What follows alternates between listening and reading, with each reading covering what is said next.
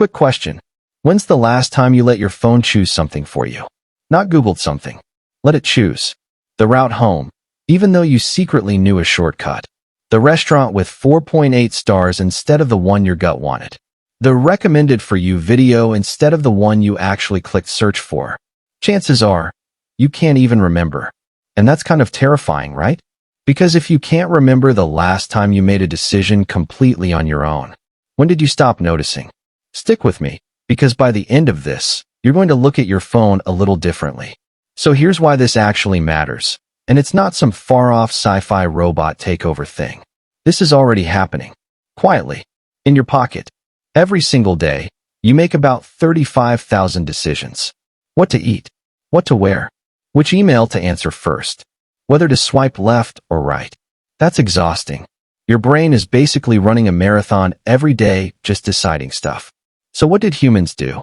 We built tools to take some of that weight off. GPS, so we don't have to remember directions. Algorithms, so we don't have to scroll through 1,000 restaurants. AI assistants, so we don't have to remember passwords, schedules, even what to say in an awkward text. Sounds great, right? Less stress. More free time. But here's the catch nobody talks about. Every time you let something else decide for you, a tiny muscle in your brain gets a little weaker. Let's break this down, because it's actually kind of fascinating once you see how it works. Think of your decision-making like a muscle. Literally. If you go to the gym and someone else lifts the weights for you every single time, guess what happens to your muscles? They don't grow. They shrink. Same thing happens with decision-making. There's a classic example. Taxi drivers in London. Before GPS, they had to memorize the entire city. Every street. Every shortcut. Scientists studied their brains and found something wild. The part of their brain responsible for spatial memory was physically bigger than average people. Now flip that.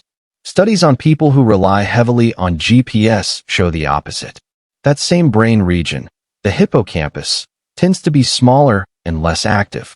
Not because GPS is bad, but because a skill you don't use fades. And navigation is just the easy example. The same thing is starting to happen with bigger decisions too. What restaurant to try? What news to believe? What job to take? Even who to date. Yeah, dating apps are quietly making millions of who's worth your time decisions for people every single day. We're not just outsourcing tasks anymore. We're outsourcing judgment. So, where does this come from? Is this a new problem, or is this just humans being humans? Turns out, we've been doing this forever. Way back, humans relied on tribe elders to make big decisions. Who to trust? Where to hunt? When danger was coming. Why? Because thinking is expensive. Literally. Your brain burns huge amounts of energy just to think hard. So evolution wired us to take shortcuts whenever possible. If someone else, or something else, can make the decision reliably, our brain goes, great, less work for me, and happily hands over the wheel. This isn't laziness. It's biology. It's survival efficiency. The problem is, our ancestors only had to trust a tribal elder or a wise neighbor. Now we're handing that same trust to an algorithm that knows almost everything about us, and never gets tired, never says, let me think about it, and is very good at sounding confident.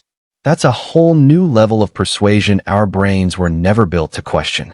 So what does this actually look like in daily life right now?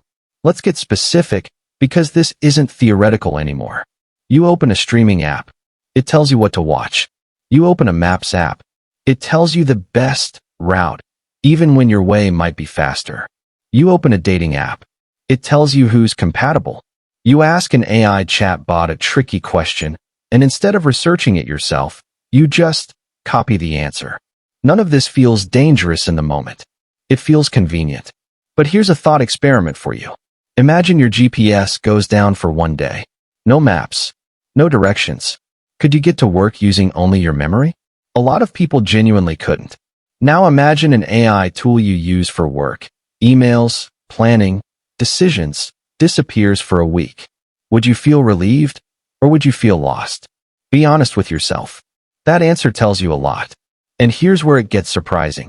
Because most people assume the danger is AI becoming too smart.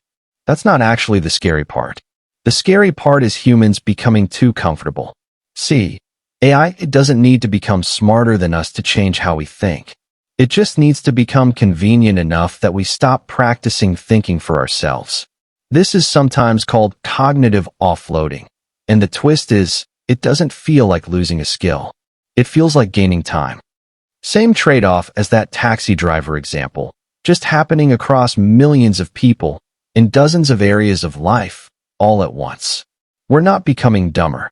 That's not the real concern. We're becoming more dependent on a system to think for us instead of think with us. And dependency isn't dangerous because the tool fails.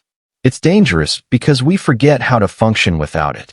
So, what can you actually do about this? Because I promise, this isn't a video telling you to throw away your phone and live in the woods. Here's the simple shift. Use AI and algorithms as a first opinion, not a final answer. Before accepting a suggestion, ask yourself one question. If this tool disappeared right now, what would I choose instead? Even just asking that question rebuilds the mental muscle. Try this. Once a day, make one decision the slow way. Pick a route without GPS. Choose a show without the algorithm's help. Form an opinion before checking what AI says about it. It's not about rejecting technology. It's about staying the one in charge of it. Think of AI like a really smart assistant. Assistants are amazing when you're still the boss. The moment the assistant starts making the calls instead of supporting your calls, the relationship flips. So here's where this leaves us. AI isn't dangerous because it might take over. It's powerful because it's convenient. And convenience is the easiest thing in the world to get addicted to. The real question isn't, will AI control human decisions? It's, will we even notice the moment we stopped making them ourselves? So next time your phone tells you where to go, what to watch, or what to think, pause for 1 second and ask yourself, is this my decision, or did I just forget I had one to make?